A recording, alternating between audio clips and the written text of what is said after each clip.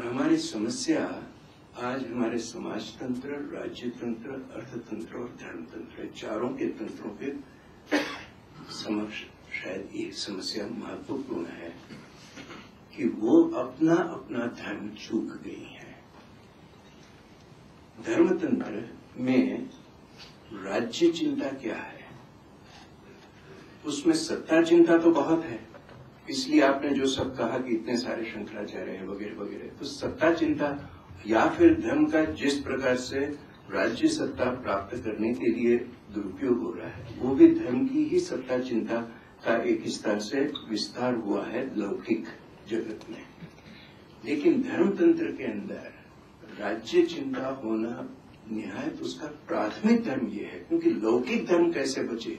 और आज हमारे सामने समस्या तो ये हो गई कि मैं अपना धर्म नहीं बजा सकता, मैं अपना पिता का धर्म नहीं पूरा कर सकता, मैं अपना शिक्षा का धर्म नहीं पूरा कर सकता, न कि मैं अपने किसी भी स्वधर्म को नहीं प्राप्त कर सकता, क्योंकि मेरी शिक्षा दीक्षा, मेरा नागरिक धर्म जो है, इस राज्य के नागरिक होने के नाते उसकी अपेक्षाएं वो है कि मैं अपने सारे व्यवहार एक ऐसे सभ्यता के ढांचे में ढालूं, उसकी संस्थाओं को ही मैं अपना आधार बनाऊं, चाहे अर्थतंत्र में हो, उद्योग तंत्र में हो, राज्य तंत्र में हो, शिक्षा तंत्र में हो, सभी में मैं उन्हीं संस्थाओं को अपना आधार बनाने के लिए मजबूर हूं जो मेरी संस्कृति से विपरीत है। इसको मैं कहता हूं राज्य चिंता। जो राज्य चिंता धर्म के स्तर पे, धर्म तंत्र के स्तर पे होनी चाहिए थी, इस हिंदुस्तान में वो नहीं हुई है। ये मेरी शिकायत है अपने धर्म के नेताओं से। धर्म का नवीनीकरण होना, आज मनुष्य का अधःपतन करने के लिए मुझे अपनी मुक्ति के मार्ग से रोकने में क्या क्या बाधाएं आ रही है। राम के सामने एक शूर्पणखा थी, आज मेरे सामने 50 शूर्पणखाएं हैं जो मेरा नाश करने के लिए खड़ी हुई है। विचार के क्षेत्र में, संस्थाओं के क्षेत्र में, अर्थ के क्षेत्र में, उद्योग के क्षेत्र में, टेक्नोलॉजी के क्षेत्र में, बुद्धि के क्षेत्र में, सब में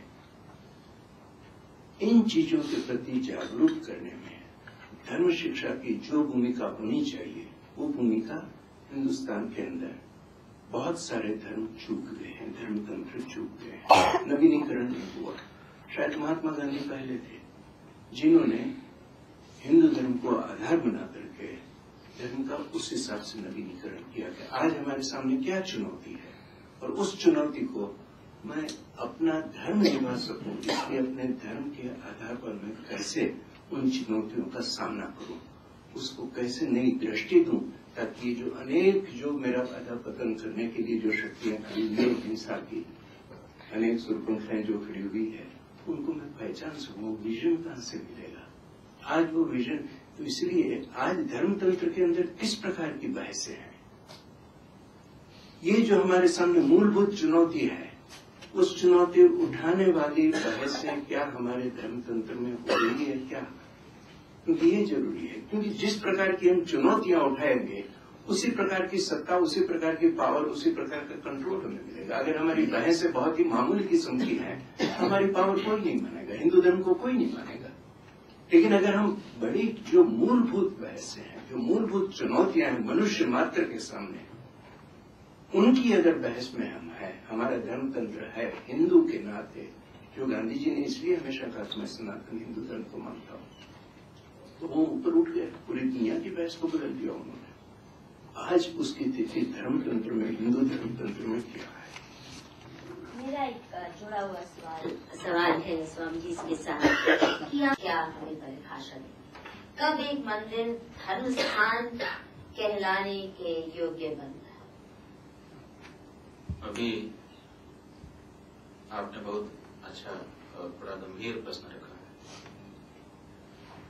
निस्संदेह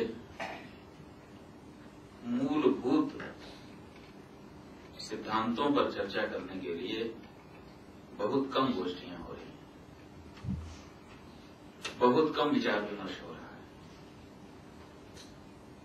अगर कहीं कुछ इस बारे में हो भी रहा है तो प्राचीन जो अपना यश है उसका स्मरण करके हम लोग विराम दे रहे हैं। जो प्राचीन वस्तु है उसका मंथन करके उसका नवीनीकरण करें, उसमें से और कोई मक्खन हो तो उसको निकाल लें और फिर उसका प्रयोग समाज के लिए उपलब्ध करा दें। इस तरह की चिंता, इस तरह की चर्चा है तो क्योंकि रहती हैं चीजें, लेकिन नगण्य है और यही बड़ी चिंता का विषय है। हमारे ख्याल से आपका जवाब हो गया।